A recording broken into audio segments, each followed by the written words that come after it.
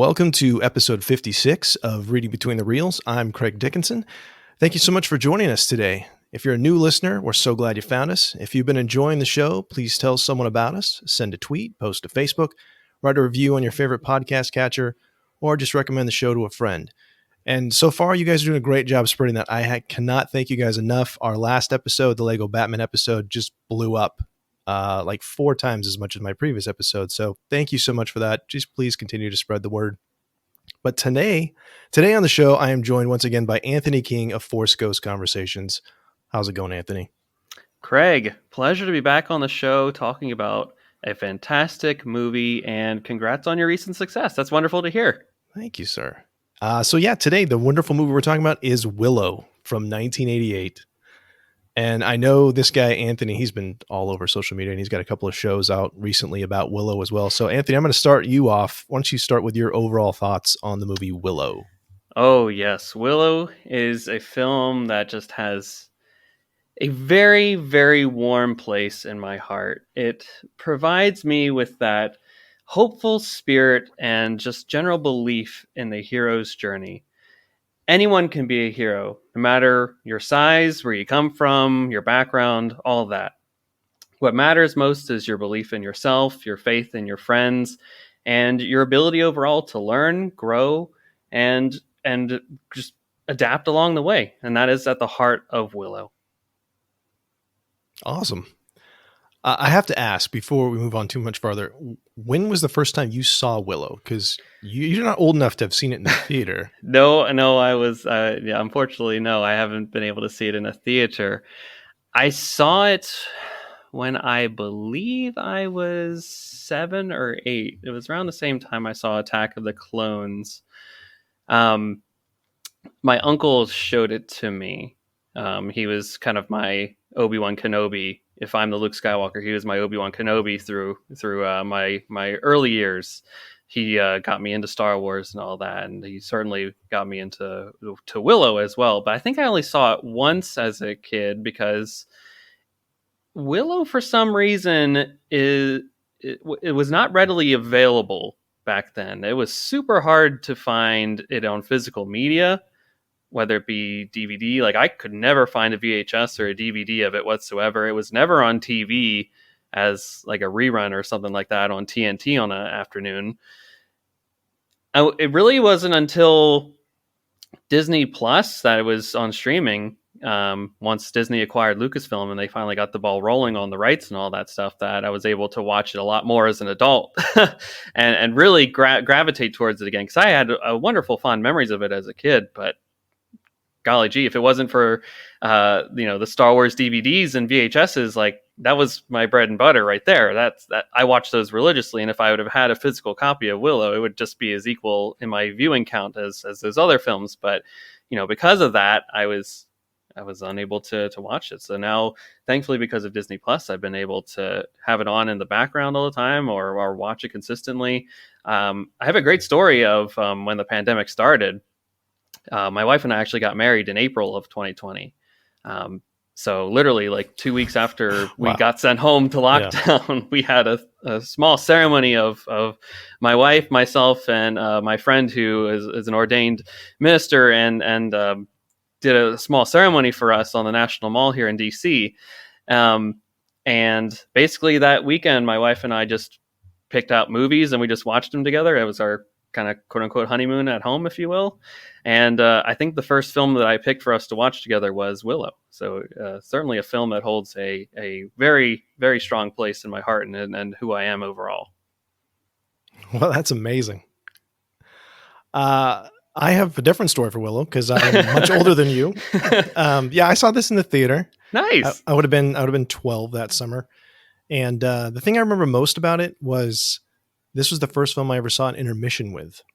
Really? Yeah. I mean, it's really not that long. It's just a little over 2 hours. That doesn't make sense. I'm intrigued. But it did. Where would it be? I'm not sure exactly. I don't remember because I only saw it the one time in the theater. But I mean, I grew up a Star Wars fan. And so, they put George Lucas's name on the front of this and I'm in. Absolutely. Yeah. And I knew Val Kilmer from Top Gun. So I was in for that too. And then, fantasy and all of that stuff. That's absolutely right up my alley. So I enjoyed it. I don't know if I gravitated toward it as much as some people did. I think it kind of it's not one of my favorite movies, but I've always kind of have a soft spot in my heart for it. Yeah, it definitely has had a cult following over the years, maybe because of how unavailable it was. And it had this like Yeah. underground fandom. And now it's finally getting its day in the sun. And I can only hope that that translates to more people watching it on Disney Plus when the new series comes out, and then going back to check out the original. Yeah, definitely. Because there are some things with this film that I think hold up. I think the story is still really, really good. Yeah. You know, you mentioned like the hero's journey, and it's definitely one of those things that Lucas intentionally, bringing that, forward for a modern audience. Oh yeah.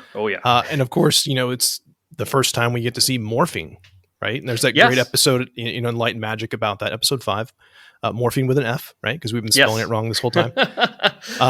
Which is interesting because that effect, I think, still holds up really well. But some of the effects have aged poorly. I would say the brownies are probably the most standout effect. The brownies are pretty bad.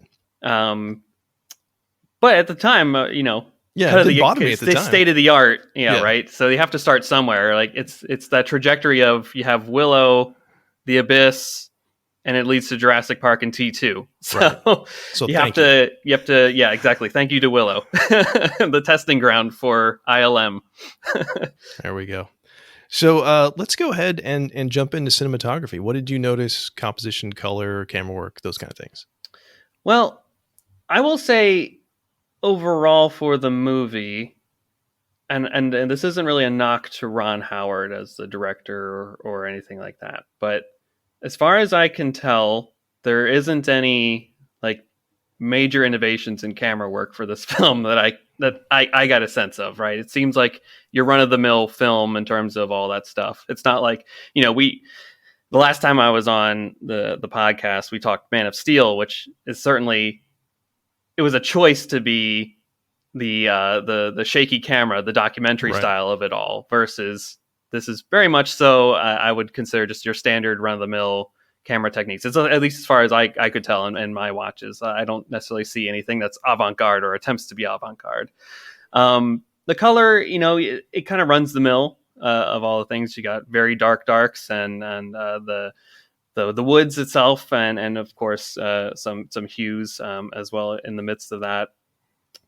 But the thing that stands out to me a lot of the cinematography of this film is there are really gorgeous matte paintings all throughout this movie. Like, if this is predating Jackson's trilogy, his Lord of the Rings trilogy, you gotta remember too, this is basically George Lucas's Lord of the Rings. Yes. So this is, in a way, I like to think I think that a younger Peter Jackson saw this and got inspired for his eventual, what he will take on and use basically New Zealand as the backdrop. But all these wonderful matte paintings really do a great job of showing the vast scenery of Motherworld, as this universe is dubbed. Yeah, I noticed that too. There are some kind of very wide shots of walking. Yes, right, because it's a journey. Lots of walking, which think about like Clerks 2, right? It's a lot of walking. Oh yeah. And I got that too. I was like, man, that kind of feels like Lord of the Rings, or more accurately, Lord of the Rings probably feels more like that. It does. I'm like, this is kind of like the quest movie. This is what you do when you're traveling these long distances. This is the way you would set up these shots. And there's one like from below looking up on that, walking across a little bridge, and like, wow, my gosh, that's feels great. Right out of Peter Jackson's trilogy. I know, right? We might as well just, if you were to post that image on, let's say, the internet these days without any context, someone might come along and say, is that Lord of the Rings? Yeah. You're like, no, it's actually Willow. No, sorry. Some things I did notice this time that I hadn't noticed before is the wipes, which I'm going to put under cinematography because I don't really have an editing section per se. But it was interesting because, I don't know, 40% of them are Star Wars wipes. I was going to say very Lucasian. Yeah, very much. And then some of them are just like the traditional fade ins, which is weird. And so I was looking for trends on that. And the first couple of them have to do with Burgle Cut. Like when he calls for Von Carr, there's that Star Wars wipe. And then after the baby pukes on him, there's also another wipe. You're But then right. but I was like, man, is this just a Burgle cut thing? And then no, it actually happens a few other times. And I was like, man, there's quite a few throughout the film. And then it's a fade in. So I'm like, okay, so we've got, there's a couple of different editors, which is interesting. Oh, yeah. Yeah. So Interesting. we got Daniel P. Hanley and Mike Hill, who worked with Ron Howard on several things like Splash and Cocoon, Backdraft and whatnot. And also one for for Apollo 13, actually. So, and they have that. And then you also have Richard Hiscott, who has done much less. Like Murder on the Orient Express from 1974 is like his big claim to fame. So I don't know who's responsible for each of those, but it feels like maybe like there is two different parties kind of competing for how they're going to do the editing. So maybe that's the story. And you never know. George might have been in the editing bay saying, do this. Yeah. Let's see how that works. Do one of those. Yeah. He's walking through. Let's do one of those in. Yeah. I could see that too. So that was my favorite thing I noticed this time. Like, oh, it's like Star Wars. And then now it's not. So that was weird. That's a really great catch. I mean, maybe I've gotten to the point where I've seen so much Star Wars that it's just like, I don't even think anymore about the wipes. So that's great to point that out there. Well, there's a book, Star Wars by the Numbers or something like that has actually counts the wipes in like the first 6 movies, which is pretty fun because there's a whole lot more in Revenge of the Sith. Now that's a rabbit hole. Oh yeah.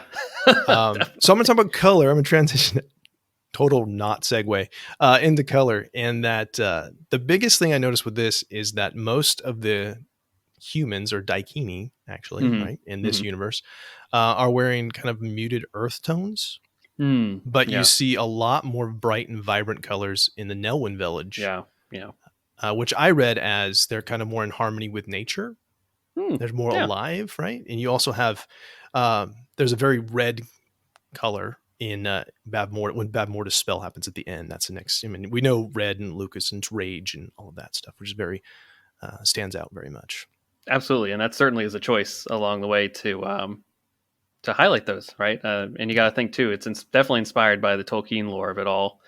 You have to think that the Nelwyns are certainly Lucas's versions of hobbits. Absolutely. Certainly, people, a group of people that are in more connected to the earth, and of course, Willow's a farmer at the beginning, so. Yeah, and all he cares about is tending to his crop later on. I gotta get home to my crops and all that stuff. So, whereas the Daikini are waging war on each other, so they're living a peaceful life, whereas Daikini are not necessarily, and that can the contrast between the light and dark there. Yeah. One other just kind of random thing that I noticed this time is that when General Kale is introduced. First off, he's a gigantic guy, which is amazing. And we'll talk about it when we get to the characters.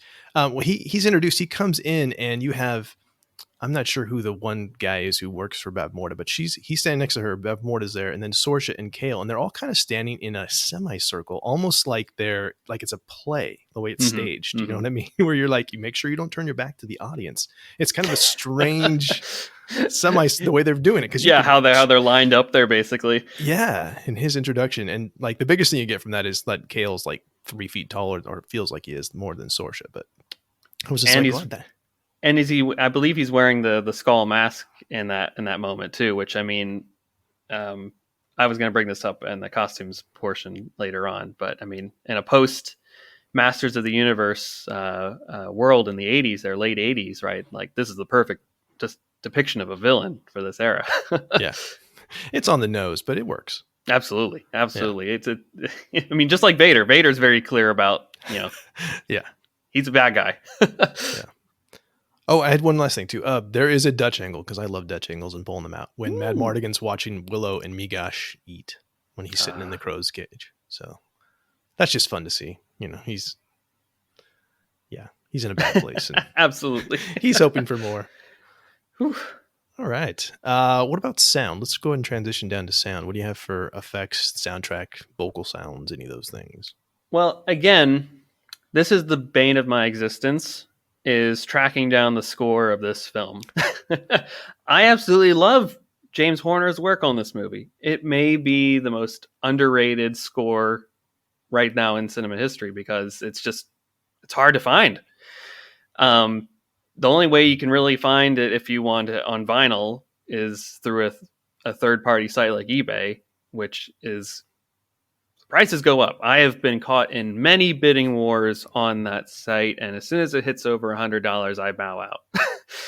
Because you never know. Vinyl records could be scratched and all that stuff. You never know the condition. And frankly, when you buy from eBay, I've learned from past experiences that it usually doesn't work out in the end sometimes. So overall, I think that the score is great. It's absolutely what it needs to be for this film. It is an action adventure serial at heart, and the theme of it all has to match that. So the Willow theme overall, which you can find on your streaming services, that's basically the only song you can find from this score. It gets caught in your head. It's catchy. I don't want to sing all of it because we'll get caught on the rights of it all. But it is just it's an adventurous theme. It's up there with Indiana Jones, right? It's that same type of driving force that you want to have in the background that puts a smile on your face as you're watching these extravagant adventure set pieces. There's also some very, I guess, dramatic tones as they're going throughout. Of course, there's some warm, heartfelt themes, especially with Willow and his family early on. And those really stick with me overall. The soundtrack for this film is definitely underrated. Overall, there aren't too many sound effects overall that really stand out to me. I'm sure there's a Wilhelm scream or two in this movie. I counted 3. I think there's a few in there. Yeah, good counting there. The thing that always haunts my dreams, though, is the pig sequence. All those pig squeals, not just the look of it all, but the sound is also something that has caused many a nightmare for me over the years. Even after only seeing it a few times as a kid, I'm like, oh God, I better do my chores or else I get turned into a pig. It's one of the lessons I took away from this as a kid is be nice to your parents. Nice. But yeah, that's the pig sequence is really the main sound effect that I take away from this movie. And of course the incredible score. I would love to know the exact specific tracks of this movie, like I was able to pull out for Man of Steel, but again, it's a hard one to find. I would love to find it. Yeah, I found a few things.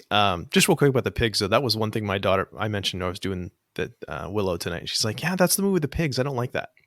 So that's like, it is terrifying. A thing that grabs. Oh yeah, I remember it being scary as a kid too. But yeah, there's a couple of tracks I was able to track down. Elora Danon's theme, which plays at the beginning, where you kind of have that choral music. Yes. Yep. Which is beautiful. And then you have this kind of call and response with these low horns. And the thing that's interesting with this to me is that James Horner is admittedly, rest in peace, James Horner, was a guy who would reuse certain things and adapt things from other people. And the low horn section sounds so much like the stuff he used for Avatar. Especially when Home Tree crashes. Like it's a very melancholy, and I was like, this time listening to Willow, I was like, hey, that's from Avatar. And of course, Avatar is actually going to be our next episode. I'm like, hey, that's the thing from Willow. That's great. But like they're like cousins of each other. There's a lot of similarities there. Of course, you mentioned Willow's theme, which is used repeatedly through just this great triumphant upbeat horns. Oh, yeah. It'll be stuck in your head catchy. Forever. Yep. So good. And like it's adventure right there. Like, you have some very festive diegetic music at the Nelwyn Fair. That's fun. We get to see the instruments and see them play that. The thing I noticed this time, I don't think I'd ever noticed or knew what it was when they get to the island where Finn Rizal is waiting, there's pan flute. It's the only time you get to hear it. I was like, oh, is this a new leitmotif? And really, that's the only time you get to hear it. So I'm not sure what the track is called, if it's a Finn Rizal intro or whatnot, but it's an interesting choice. It always makes me think of the Karate Kid, though, when I hear pan flute, even though it's not an Asian that's the first thing comes to my mind, too. Yeah. It's kind of a strange thing. And then for vocal sounds, the only thing I really had was Sherlindria has that really echoey voice. They put like the reverb on her. Yeah, they were definitely, or I should say, Galadriel later will be inspired by Sherlindria. Yes. Well, we talk about, the hero's journey, and like, it's good. We can drop it stuff in whatever, but like there is, the meeting with the goddess. That's that section there, right? Where he gets a wand from her, much like, Galadriel passes out gifts to the fellowship as well. So yeah, there's a lot of Lord of the Rings in this movie. Oh yeah. And I'm okay with that. As a lover of Tolkien, all things Tolkien, I will never say no to George Lucas's interpretations of that. There you go. Yeah, which of course, I mean, Tolkien borrowed from other people too. So we're all borrowing. We're all just borrowing, right? And Isn't that what all stories are? It's just reinterpreting stories and myths for a larger audience. that's what Joseph Campbell would say. So yeah, I'm going with Campbell would say, and what his greatest student Lucas would say. So there you go. Anything else for sound before we move down to performance? let's head on to performance. Cool. Go ahead and start us off. What do you got for performance? Well, again, unfortunately, I don't think that there's like an Academy Award level performance from this movie.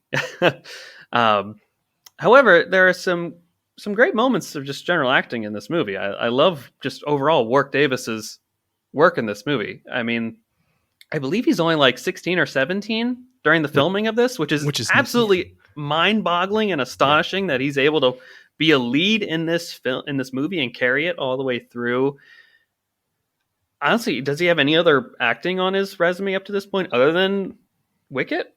And I don't think so. I don't think he does either. So nothing at this level for sure. This is a very big opportunity for him that I think he steps up to the occasion for. I mean, a movie's only as good as their main lead, let's be honest. And the fact that we're sitting here talking about it all these years later is pretty, it's astounding what he's able to pull off here. I think Mad Mardigan is Val Kilmer is really has the most gravitas, I would say.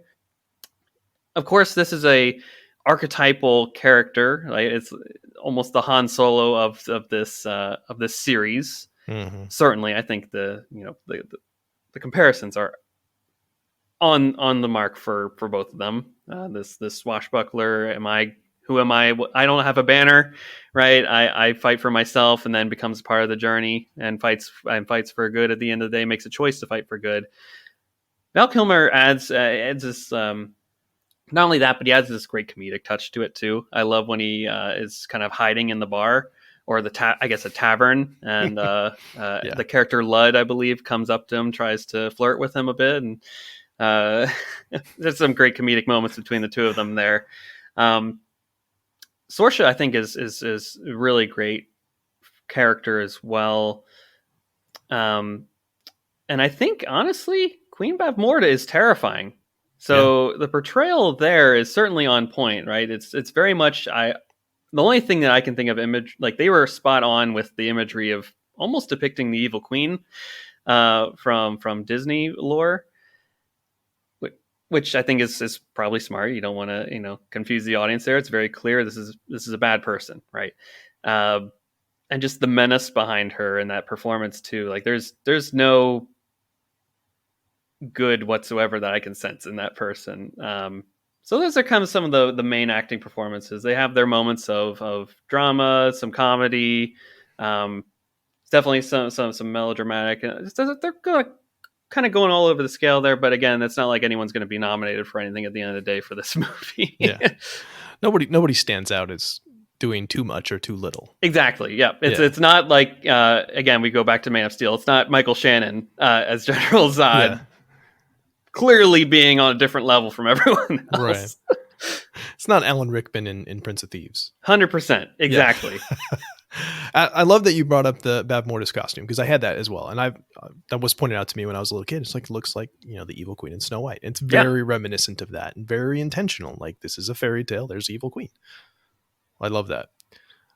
My favorite thing about the performances is how good the baby is. And that they use it, the babies, because it's twins. Yeah, I'm sure. Is so, the eyebrows and the eyes, and just so, just it's emotes like all over the place. They can show the reaction shots they keep going back to watch the baby that doesn't believe Mad Mardigan. Those kind of things is amazing. I did want to ask before we get too far into facial expressions and whatnot. Do you have favorite lines? Any favorite lines of dialogue from this film? Because I had a handful. The ironic thing is, like, my favorite lines of this film are mostly comedic bits. And for some reason, they mostly all come from the High Aldwin. When I mean, there's an alternate reality here where I started this podcast and said, praise the bones. What does that mean? I have no idea. No. He's like, I must consult the bones. Another favorite line of mine. And he's like, the bones tell me nothing. Yeah. Or when Willow and his wife come into the council holding Elora Danan, and the crowd is chanting, throw him into the pit, into the pit, into the pit. And they just start walking back. Yeah. Those are kind of like the things. Of course, how could I forget the classic line of paying off later when Mad Mardigan's like, I'm a great swordsman. And then in the escape sequence amongst the snow at the camp, when he actually gets to show off some of his sword fighting skills, and Willow says, you are great. And then, of course, he slips in the snow. I mean, it writes itself. I love the physical comedy of this film. And, of course, the intentional comedy, too. I mean, we've talked a little bit about Burglecut getting some bird poop in his face and getting puked on. It's all up there. Yeah. There are some other moments, too, specific dialogue where Willow like questions himself. He's like, I'm not great. And then usually that's just me and my eternal pushback on it. It's like, no, you are great. Believe in yourself. It's all right there, man. You of anybody can do this. Yeah, so those are the main ones that kind of stick out for me across this film. Nice. Yeah, I think most of the ones I had written down were funny ones too. But the first one I wrote down was where Willow said, when they meet Elora Danan for the first time, and he meets her actually, he says, absolutely under no condition is anyone in this family to fall in love with that baby. And then, of course, the High Alduin asks him later, do you have any love for this baby? Yeah, I do. Yeah. Another High Alduin line, go in the direction the bird is flying. And they go, it's going back to the village. Ignore the bird. Follow the river. Like, and you guys are following this guy. He's just making it up as he goes. Oh, if only we could all have the same job as the High Alduin. Yeah. That man gets along, but just fine. So good. The last one I'm gonna pull out. There's a great exchange between Willow and Mad Mardigan where he's feeding her Blackroot, and Willow says, "Blackroot, I'm the father of 2 children. You never ever even never do Blackroot." Nope. He says, "Well, my mother raised us on it. It's good for you. It puts hair on your chest, right, Styx?" He says, "Her name's not Styx. She's Elora Danan, the future Empress of Tir Asleen, and the last thing she's gonna want is a hairy chest." That's great. There's it's an underrated, lot of underrated comedy bits in this movie that you keep coming back to watching this film. There's always something new that you find out. Yeah, I will say the one thing that I don't like in this film is to continue like putting down of Willow and the Nelwyns by calling them Pecks. I don't like that. That is so it's not kind. It's not kind. I think it's one of the messages of this film is to be kind to people, and that's one instance of people not being kind to others. That is part of Mad Mardigan's arc in this movie. So yeah. I mean, unfortunately, that's another line that just gets stuck. I don't mean to quote it, but it just gets stuck in my head that, get out of the way. Peck. Yeah. It's wow. Okay. But it solidifies very quickly the relationship between the Daikini and the Nelwyn, right? Mm-hmm. He's basically trash in the road, that you're just an obstacle for me. I don't care about you or your problems, even if that, that's a Daikini baby for crying out loud. It really is. Well, that same guy later puts him on his back as he gets trouble walking through the snow later on. So the journeys are just beginning. Yeah. So I mentioned a little bit with body language, Elora Danan's eyebrows and her smile and her kind of looking at Mad Mardigan like she doesn't believe him. Anything else that you had for body language or facial expressions that jumped out to you on this viewing? Nothing else in body language or facial expression. I do have some words to say about costumes, hair, and makeup, though. Let's do it. Willow's hair is exquisite. That is a great mane of hair. Yeah. It's so 80s. It's like a mullet. It's feathered back. It's all over the place. It is just majestic as it flows through the wind on their journeys. I'm impressed. That is a wonderful. I wonder if it must be a wig. I don't think Warwick Davis is growing that mane, but maybe he did. So I would love to know that little bit of trivia there. That's excellent. Mad Mardigan, of course, too. It's got some Legolas hair growing there, just darker color. That's I like that too. He's got some braids going through there. That's really cool. Eric too. also has a nice whatever flowy locks of the gold locks he's got going there too. That's really great. The costume of the trolls, I think, is really special. Um, it kind of subverts the expectations of, I guess maybe so, because I saw Lord of the Rings first, which maybe influences my viewing of this, where it's like I see a troll, I think Peter Jackson's trolls, versus the trolls in this iteration are almost like guys in suits, basically, that I can tell. Um, they're almost just like kind of like gorillas in a way. Yeah. It's a really different take on it. Um, and of course, we've already talked a little bit about General Kale, the very cool skull mask and all that, very larger than life villainous figure. Again, in a post Masters of the Universe, Skeletor, He-Man era, this is a late '80s villain to the T. That I think that's just a really cool character design, and maybe I'd like to see him return if there's some way possible. I know he has a pretty. I think he has a pretty final ending in the end of this movie, but characters never really end, do they? We've seen Maul come back. We can It's see General fantasy. Kale come Yeah. back. It's fantasy. One thing I noticed this time was Sorsh's outfit, and it felt to me very clearly inspired by like Eastern Asia, like Chinese, like almost right out of like the Mulan movie, Yeah, which I I thought like was really the helmet interesting. too. Really Yeah, gets that's the that main going. thing, the Yeah, helmet. Yeah, which I was like, okay, well, this is because we're not really given a location. Like it's not, as much as Lord of the Rings is kind of a ancient history of Europe, right? This is, excuse me, this is a lot more multicultural. Yeah, As far as like you see different ethnicities and whatnot throughout this film, so it's kind of interesting they're kind of pulling in all these different influences that aren't just strictly European ones. So I thought that was a kind of exactly. an interesting choice. One more too. I just remembered this one. I didn't put it in my notes, but whatever Matt Mardigan puts on at Tirasleen, that whole outfit, he's got that funky helmet going on with. Oh my gosh, he went full on in terms of going to that armory and putting everything on he possibly could to defend that castle. I'm just like, wow, man, you thought you were going out here, and you thought you were going out in style. That's for sure. Yeah, I think that's how the action figure was clothed. So that made sense. I was like, oh, that's the thing from the action figure. I remember. That's right. That Yeah. does sound like it'd be something up Lucas's alley to have different outfit changes. There you go. The There you go. We should also mention Willow's clothes that we mentioned kind of the muted colors earlier. His is what's great now, because you actually get to see it in high definition or ultra high definition now, that like the color, the bright blue and red, Yeah, that on his blue outfit rocks. just pops so clearly. Like he's very important, even outside of the Nelwyn, who are also kind of, in different primary colors and whatnot, but he stands out dramatically. He's the hero of the Oh of the yeah, show. yeah. That plus the hair, winning combo. That's right. Don't forget the hair. That's right. Anything else for performance before we move on?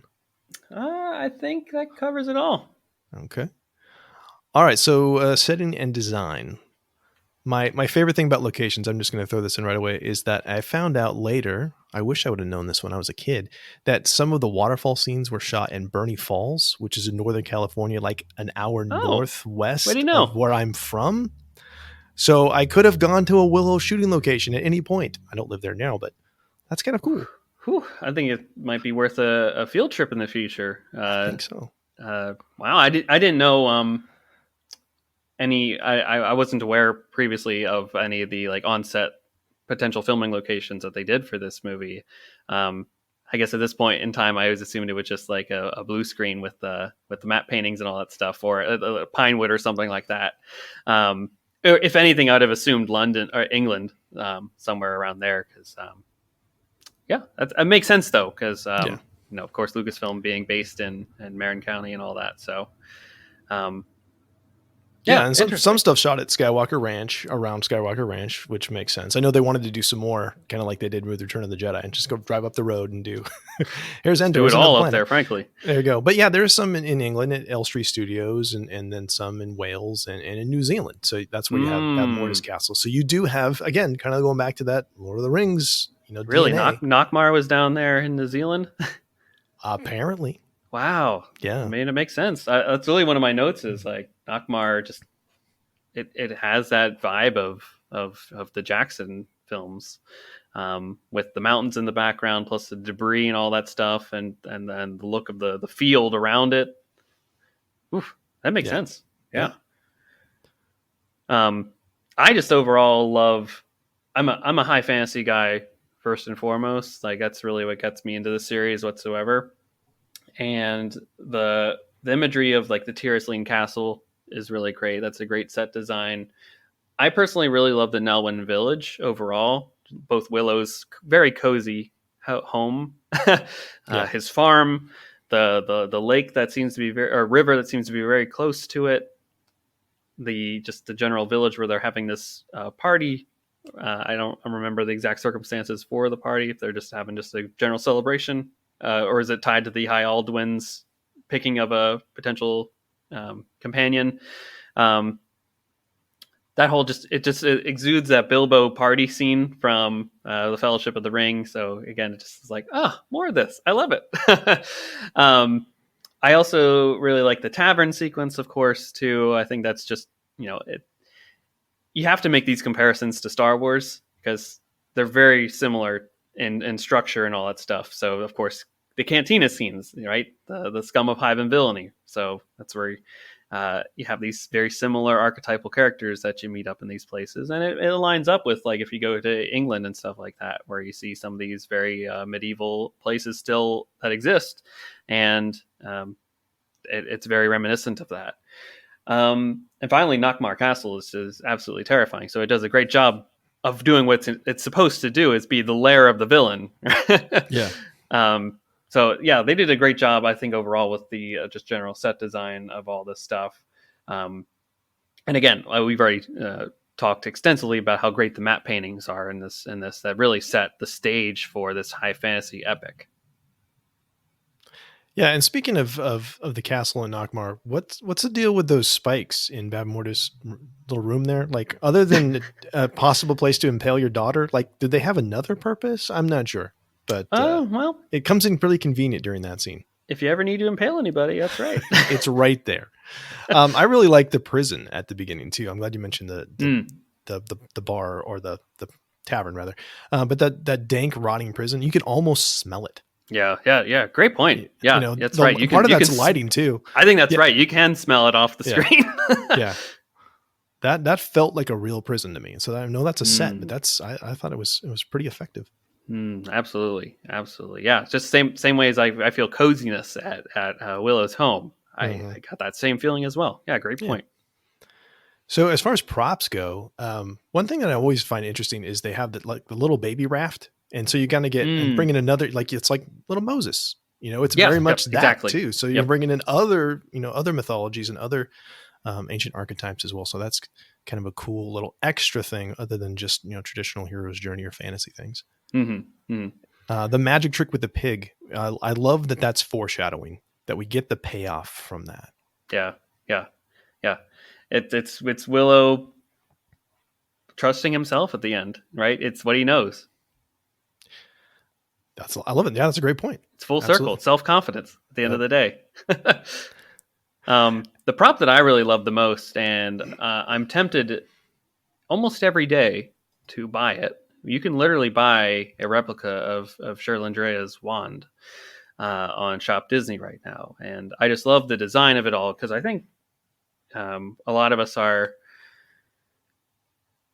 probably inspired by Harry Potter when it comes to the wand. Like they've cornered the market on what wands look like these days, and when you see a wand that looks vastly different, it kind of stands out. So props to the whole design team of Willow by creating this wand that almost doesn't look like a wand, right? It's like you wouldn't know it's a wand it doesn't stand out, right? It doesn't have that same features that you would think. Like you would think of one like a very straightforward or very elegant stuff like that. It almost looks like a twig that you picked off of like a tree branch, right? I think it's the same kind of thought process around like the Cup of the Carpenter in Last Crusade, right? It's the one that you wouldn't necessarily pick out, but it's the one that makes the most sense because a wand is such a magical force of power that it should be in the hands of the right person.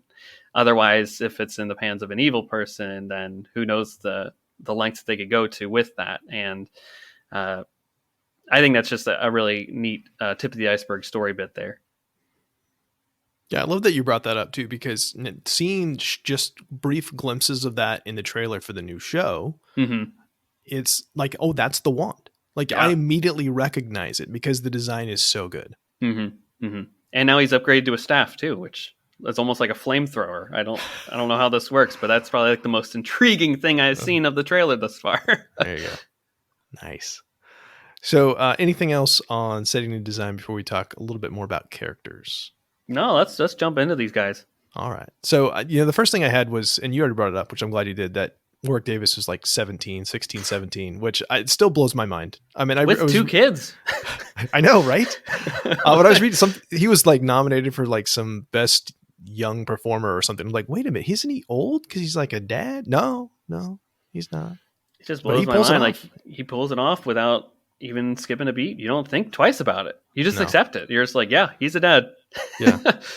My biggest question with this Joanne Whalley is she's English. So why is she not doing the English? I think I would have liked to hear the English accent rather than the American. I mean, she pulls it off. It's not like it's unconvincing, but like English accents are just cool.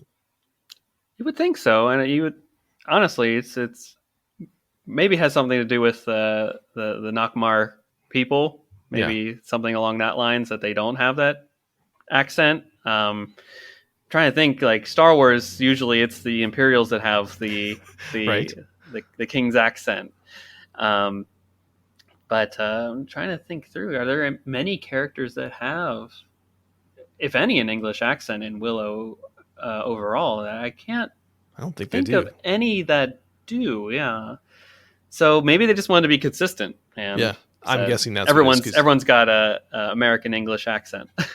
Yeah, because Jean Marsh, who plays Bab Morna, doesn't have an English accent. I bet she could pull it off if she wanted to. I'm sure they all could. That's just the direction they went with, which I know Val Kilmer could do one. I was gonna say certainly Warwick Davis could too. Exactly. So let's see. We have Billy Barty as the High Alden. We haven't talked about him yet. He's amazing, of course. He really is. Praise the bones. I'm wondering if any of that's ad-libbed, because I could totally see that happening. I hope it is. Yeah. I hope it is. I hope it's just as much as like in the lore, like as Aragorn kicking or Viggo Mortensen kicking the helmet and breaking his toe and then screaming, right? We're adverse to that, right? A super comedic moment that doesn't make any sense. That is like, that works. Leave it in. Yep, leave it in. That's right. Yeah. One thing I wanted to mention earlier, Finn Rizal, played by Patricia Hayes, at that last battle that they have, I should have brought this up. She's basically in white. She's kind of an off-white color. Yep, and Bad Moon is in black. And it's in case you weren't aware who was good and who was bad. Like, there it is. Pat Roach as Kale. Pat Roach, of course, had been in the first 3 Indiana Jones movies and died in each of them, which is fun. Gets a bigger part, gets a speaking part now, which is fun. My favorite bit of trivia about this, though, is that, and do you know this, where his name came from? Oh, no, go ahead. Okay, so film critic Pauline Kael, who was notoriously like not a fan of Star Wars. Oh, okay. And also the big 2-headed monster, that's the Ebersisk, which is named for Siskel and Ebert. And they both gave this film 2 thumbs down. So that's kind of like taking shots across the bow at a couple of like 3 critics for those characters. So that's I like it. I like it. And it canonizes them too. So I'm sure they love the tongue-in-cheekness of it all too. Yeah, and there was a quote by Pauline Kael that she was like, yeah, this is an homage to me. I get that, and that's kind of fun. That's fun. I would have assumed it's just a hatred of a certain type of lettuce. So What's a cool name, and the way it's even it really is cool too. So like it works. It fits the whole design of the character too. It's right up there with Vader. So yeah, right on. Another fun bit of trivia: Gavin O'Harley I think I'm saying the last name right. He was the one who played Richie Cunningham's brother Chuck on like the first few episodes of Happy Days, and so that's Oh, kind there of you a go. reunion for Ron Howard. Yeah, it's kind of like throwing him a bone or bringing him in. Absolutely. Yeah. Although I didn't see Ron Howard's brother in this movie. Shouldn't he be in this movie No, somewhere? no, I didn't see Clint at all. No, the sequel, the series, there's still hope. That's true. Maybe he'll show up there. So he didn't have his actual brother; he had his fake brother, and maybe Mm-hmm. that's the trade off. Yeah, I've always loved Kevin Pollak, and I think this was the first thing I ever saw him in. He plays Rule, one of the brownies. Yep. Him and Rick Overton both are just hilarious.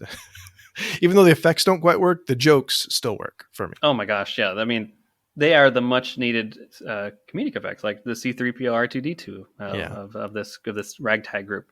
Yeah. And the only other thing I had left was that Migosh is basically Samwise. Absolutely, yeah. Yeah. That was basically what I was all gonna just gush about in this portion is how great Migosh is, right? Yeah. He is the friend that stays true to he's loyal to his buddy. He knows, right? He knows what's right and wrong, and when there's the pressure or what makes it seem easy, right? The dark side path of dropping the kid off and leaving, right? There's that inner turmoil within him that says, like, this isn't right, Willow. We shouldn't do this. Mm-hmm. And I just love that. I love that about a character that's willing to, go against the popular choice, right? Or if the other people didn't want to speak up, if they did not believe in what Burgle Cut was saying, and he's there with him almost to the end until Willow's like, no, it's okay to go home now. Trust me, we got this. And I really respect that out of a character. I think Migosh. I hope that he's in the sequel series. It would be a disappointment to me if he does not appear in some way, shape, or form. Yeah, no, I agree. And I love that you just keep pointing out there's lots of good messages from this that I think this is why the movie has the following that it has, is that the story is timeless, and the story does kind of, it crosses all kinds of cultural boundaries. Like there's these themes of friendship and loyalty and believing in yourself, they're all there. Absolutely. Yeah. Anything else on characters that you want to address before we move to the next? No, I think we've actually touched upon all of them. So that's great. We're thinking on the same wavelengths here. Excellent. Yeah. Oh, Kenny Baker has a small. Oh yes, yeah. I always wonder if that's him. I never actually looked it up, and he's in that like band or something like that that's playing at the High Aldwin festival. Let's just call it what it is, a festival. Yeah. I'm always like Kenny Baker. Well, there he is. So Hero's Journey, I think we talked about quite a bit. I don't know if there's anything we haven't talked about with that. It definitely fits the pattern. It's very intentionally it's so. Certainly Joe Campbell to a to a T. From accepting of the call and all that stuff right back down to the coming back home. It's all of it in one nutshell. It's the full circle. Yeah, and we even have kind of the sidelining of Finn Rizal. So she doesn't die, but she's the separation. So he has to stand on his own. So you have that. And of course the return home and all of those things. All there.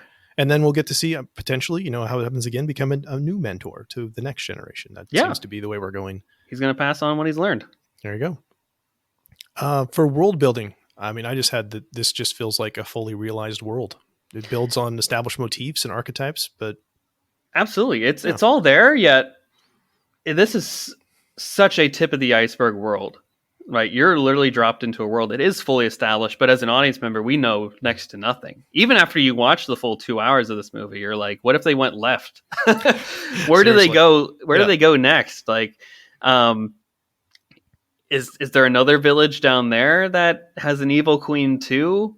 What's the deal with this magic? Are there other brownies? Like, we literally just saw a troll fall into water and rise up as like a two-headed dragon type thing. Like, how did that work?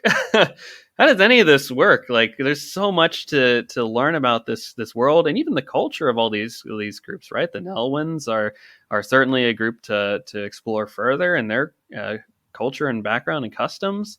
The Daikini themselves, I mean, I'm sure there are certainly hundreds of warring tribes across the plains here of Mother World. Like, I'm sure there's islands too with other creatures and all that stuff. So, I mean, I would love to know what the sequels would have been if Willow was like a big blockbuster box office success, right?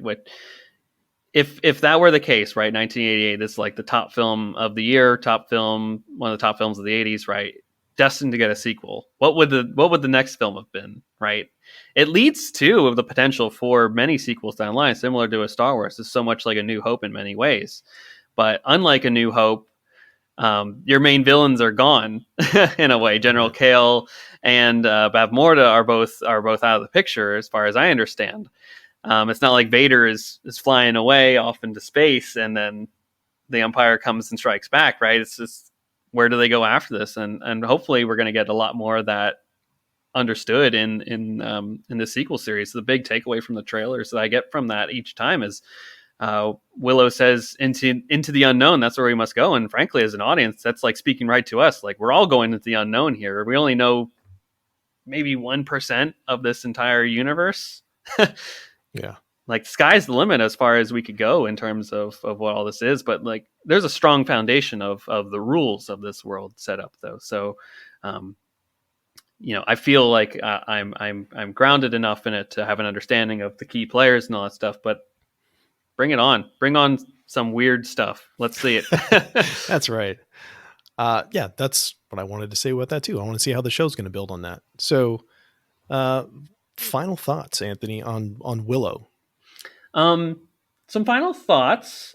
I love the crawl in the beginning. I don't know if we didn't touch upon that yet, but I just love how it's quick and to the point, and it's like title card sequences. That really just sets you in a place and time and tells you exactly what you need to know. Queen's bad. She's killing babies. There you go. It's similar to what will later be done in Solo: A Star Wars Story with the crawl there, which is also quick and to the point. But overall, this film is, I think, what really stands the test of time to me, again, is exactly what we've talked about. It's these major themes of self-confidence, believing in yourself, believing in your friends, very similar to what you get from Star Wars. So this is almost Star Wars in a high fantasy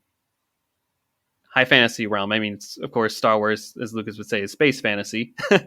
So this is more swords and shields versus lightsabers and the Force.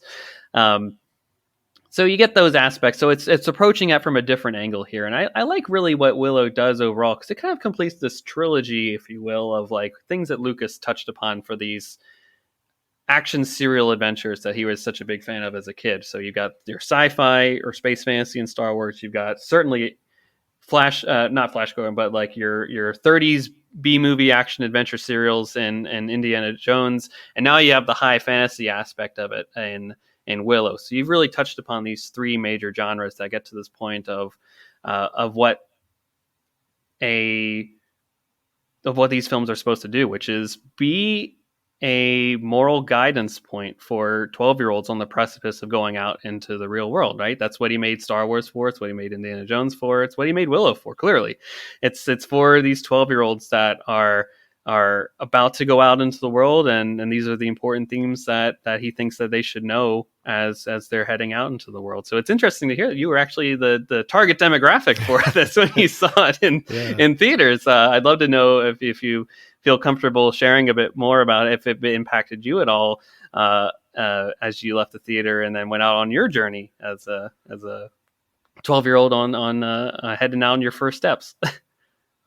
Well, the thing about this, and this film has kind of disappeared for a while. Yeah, it actually kind of did. and that's the thing that I think is most interesting about this, is that, one thing I had noted down too, is that it was nominated for sound effects editing and visual effects, and then lost both of those to Roger Rabbit, which was also done by Industrial Light and Magic. So it's always kind of been, always a bridesmaid. Forgotten, right? Yeah. It's kind of always been that in a way, and it's interesting that you brought up Solo, which of course Ron Howard directed, and that's kind of his return to Lucasfilm, right? And I remember watching Solo, especially the beginning, with the white worms and whatnot. I was like, this feels like an 80s fantasy movie. This feels like Willow to me.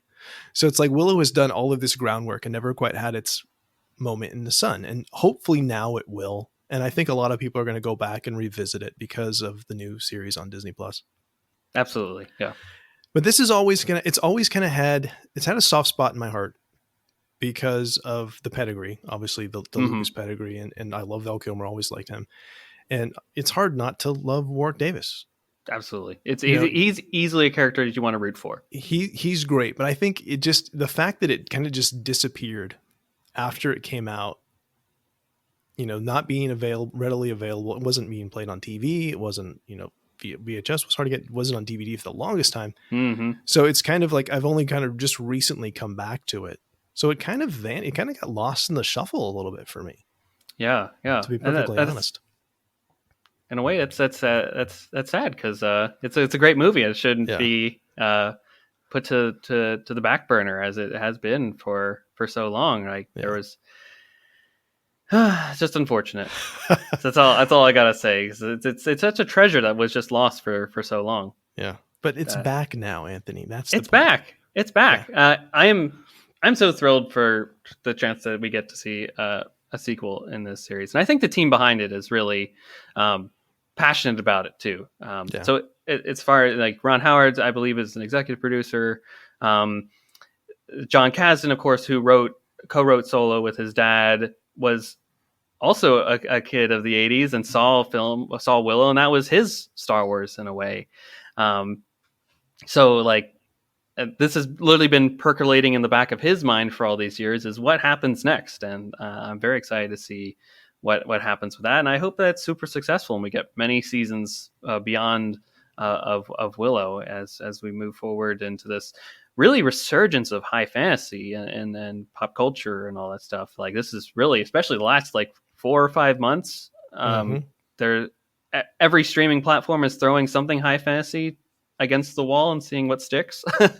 Rings of Power, of course, on Amazon, House of the Dragon on HBO Max, and now Disney's trying their hand at it with Willow. Yeah, and it's nice that the timing works out where it's not directly competing with those other two shows either. So absolutely, hopefully the audiences that were interested in those shows, that now that they've got their fill of that, now they want their next fix of high fantasy. Well, here comes Willow. Absolutely. I did want to pick your brain. I had a question that was I've been thinking about this for the last couple of weeks here, and it's so clearly the parallels between this and Star Wars in terms of story structure and all that are there. So Star Wars hits in 1977 and it's a massive success, right? Willow hits in 1988 and it just seems that wrong place, wrong time, right? If Willow hits in 1977, is it the massive hit that Star Wars would have been too? Because of course Star Wars comes out of a post Vietnam era, post Watergate. Like that's exactly what the country needed. Right time, right place. Was Willow just too late for its own good in terms of the zeitgeist? I think that might be some of it. I also think that for better or for worse, it suffers from the Star Wars comparisons. Yeah, I think you're probably right on that one. Because you're like, and it's, I hate to say it this way, but it's not as good as Star Wars, and it's not as good as Indiana Jones. Yep. And so it's unfair. It's an unfair comparison, but you make it anyway. You're like, you're gonna have to. It's Indy. Yeah. It's Willow, and it's like, that's going to be number 3. And so, it's fine on its own. And I do think that's a really interesting question. Had this come out in the late 70s, even without the morphing technology, because basically with the blue screen stuff that's right there too. Because they could have figured it out. Trust me, Superman's right there too with green screen. So I saw those ILM people working at that studio in Van Nuys. They'd have figured it out. They'd have figured something out. And I think that when you hit, the amount of hope, the universal themes that you talked about, that yes, it could have been a massive hit. And that was, in the early 80s, we had a lot of fantasy there too, with Dragon Slayer and of course. And even through the mid 80s, like with Labyrinth and Dark Crystal and those things too. But this is so late, right? It's 19. You might have just missed the curve a little bit. I feel like it had a little bit. It's like those late 80s hair metal bands that just never got one hit single in there and then it fizzled out. Your Nelsons, your Firehouses. Yep. Grunge was just around the corner. It was too late for them. I think so. I think so. So before we get out of here, Anthony, I want to give you an opportunity to go ahead and plug what you got going on with Force Ghost Conversations. Anything else you want to mention? Absolutely, yeah. So I am my regular podcasting gig. Am the host of Force Ghost Conversations. It is your cozy home for deep dive discussions into all things Star Wars. And now that Willow is here, we're certainly going to be diving deep into each and every episode of Willow.